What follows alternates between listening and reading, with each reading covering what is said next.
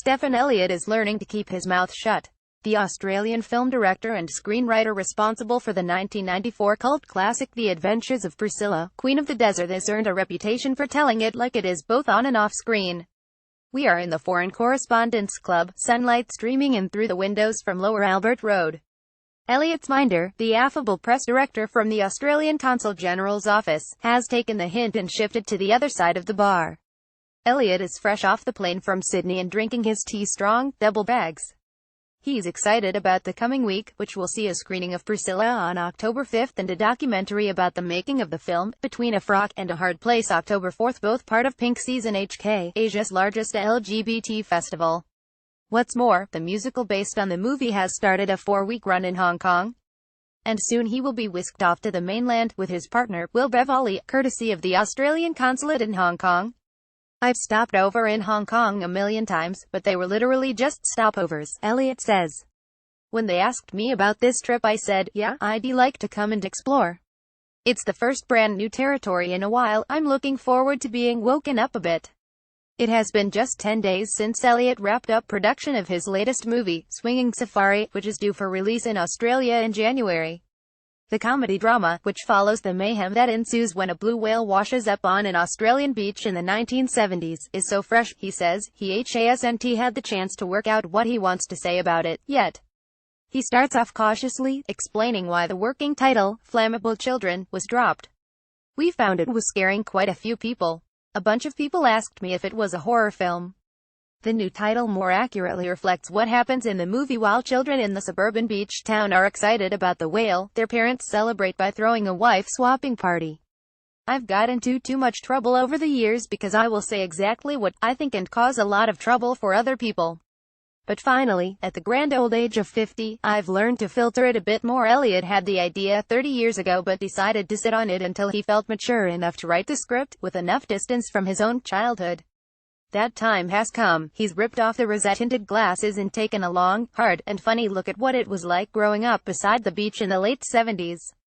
I collected all the childhood memories, many of my own, many of other people's, but friends. We're calling it the sandwich time and taste forgot, he says. He scoured his family photos and asked the cast to bring in theirs. Priscilla, Queen of the Desert, the musical review will have Hong Kong audiences in stitches. A lot of us grew up with what we thought the 70s looked like, but the 70s in Australia were actually kind of messy, he says. Bad terry toweling hats, nothing matched. You think it was the stylized look of the 70s and it was a complete mess. General behavior wasn't that smart either. We would get home sometimes missing a tooth, or bitten by a snake or fried by the sun. The adults were ped, Elliott recalls. No one said, where were you, you've been bad. Changes in social mores. You can no longer smoke or drink on the sand, for instance. Mean Australia's beaches are cleaner, he concedes, but some things have been taken a step too far. You need a license to play with a ball on Sydney's Bondi Beach, for instance. The new film is fun, it's not finger-pointing. I found a way of being a little bit UNPC. Little things like sticking a cigarette in a kid's mouth, lighting it, making them smoke it and saying, toughen up. I'm fully expecting the censors in 1 or 2 countries will make us pull bits, Elliott says. He's prepared his defense. It's not a contemporary film, it's about what happened in the 70s. And wife swapping happened in the 70s. So, if this is drawn from his childhood, were his parents swingers? I've asked them outright and they said no, Elliott says, taking the question in his stride. And I've asked everyone else and they all said no as well, but, unfortunately, I know that not to be the case. Intriguing. How so? I saw a couple of things that I shouldn't have seen. I'd say, well, what was that? And they'd say that was. Elliott's voice trails off. This is a movie based on collective childhoods, but the storyline is drawn from what happened to a family in his neighborhood. He hints at scandal. These people have conveniently moved on, but we are going to have to wait for the film to find out what that was, exactly.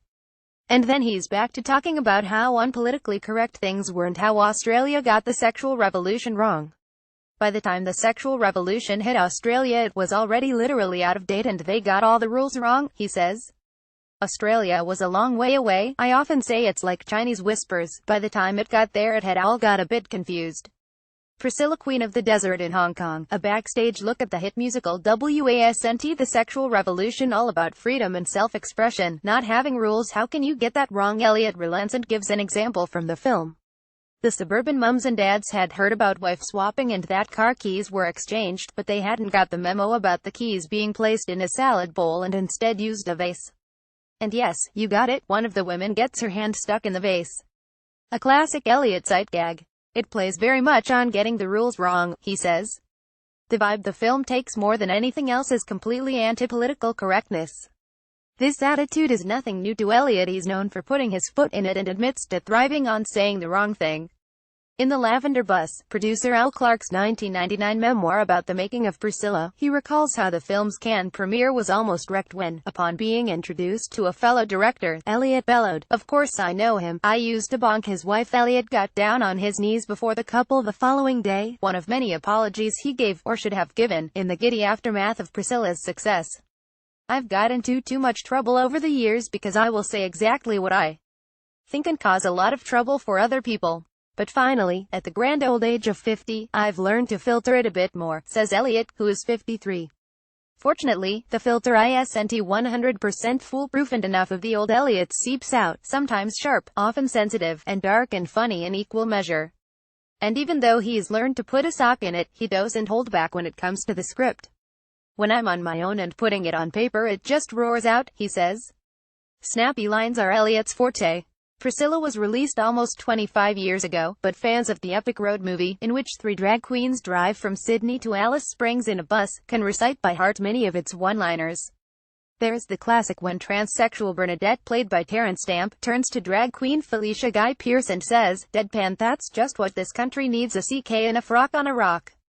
It's Bernadette, too, who delivers the stinging "one more push, I'm going to smack his face so hard he'll have to stick his toothbrush up his to clean his teeth." Hong Kong no gay paradise for drag queen La Chiquita, says Elliott. "No matter where I go, particularly in gay worlds around the world, the amount of lines that come back at me without people ever knowing it's me.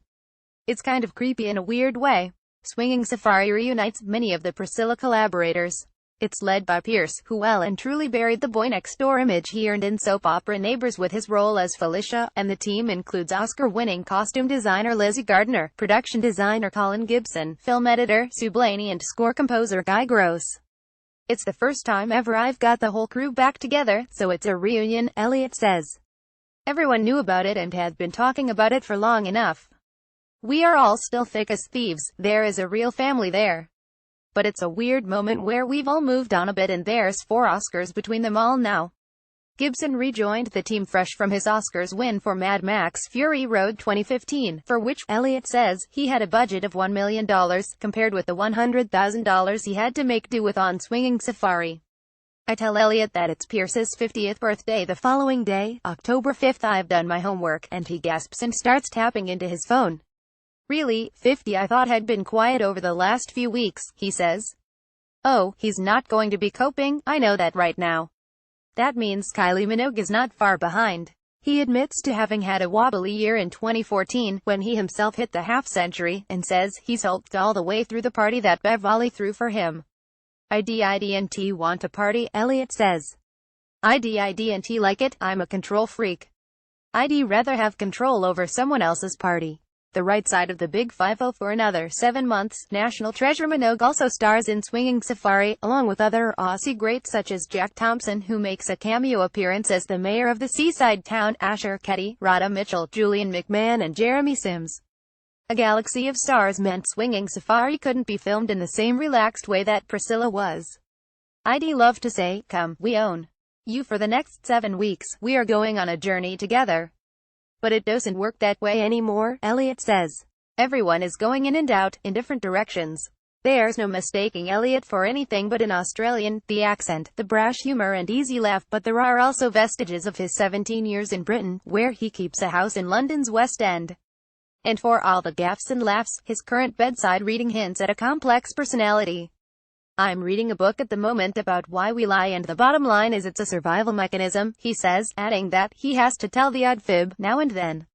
People management. Sometimes you've got to tell people what they want to hear in order to get the most out of them. After the huge success of Priscilla came a slump. In 1997, Elliott released Welcome to Whoop Whoop, a black comedy that was widely panned. He insists it is an amazing film, but was shown before it was ready. The Cannes Film Festival asked to take a look at it even though he and the team had spent only 4 weeks editing the movie, instead of the usual 12. Hong Kong drag queen La Chiquita is new play's muse and star. The festival said. Apocalypse showed Apocalypse Now is a work in progress. The film wasn't finished. Ego got the better of me and I said, let's do it. And we were booed out of the Palais des Festivals at des Congrès, he says. I've never had tomatoes thrown at me before, it was horrendous and that was the end of that film.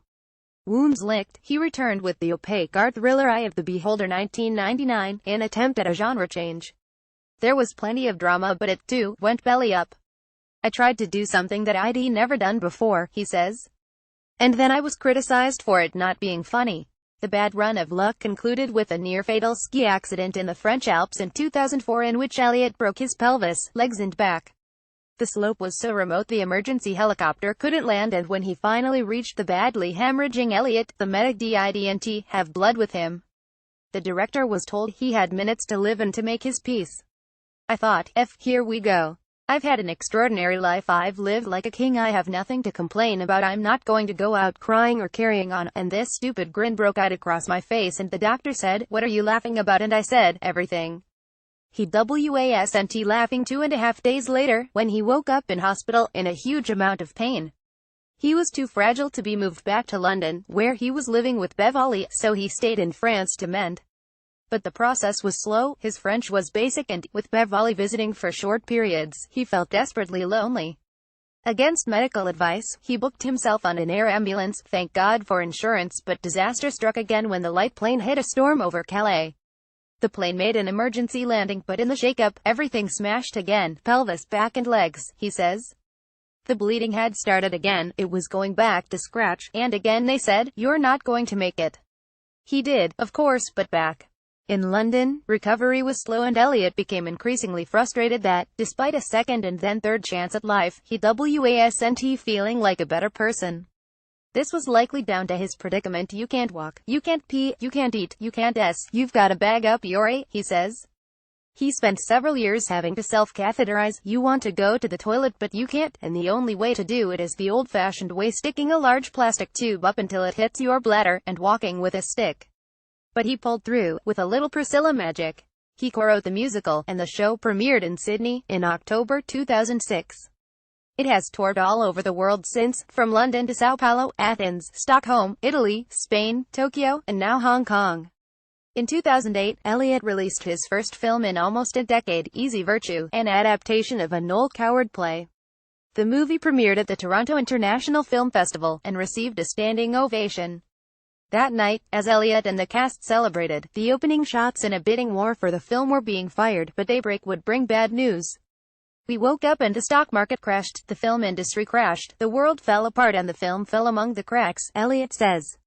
I still call 2008 the year that the whole industry changed, everything changed. Nevertheless, Easy Virtue was a success in Australia, the United States and elsewhere, although it didn't go down well in Britain, where coward purists didn't take to it. And 2008 was also the year in which Elliott entered into a civil partnership with Beverly, a Brazilian architectural designer, in London. The couple had met at the Priscilla premiere in Rio de Janeiro. I don't know how we've managed all these years, but we haven't, it's just got better and better, so I'm very lucky, Elliott says. He's the quiet one in the relationship, the one telling me to shut up.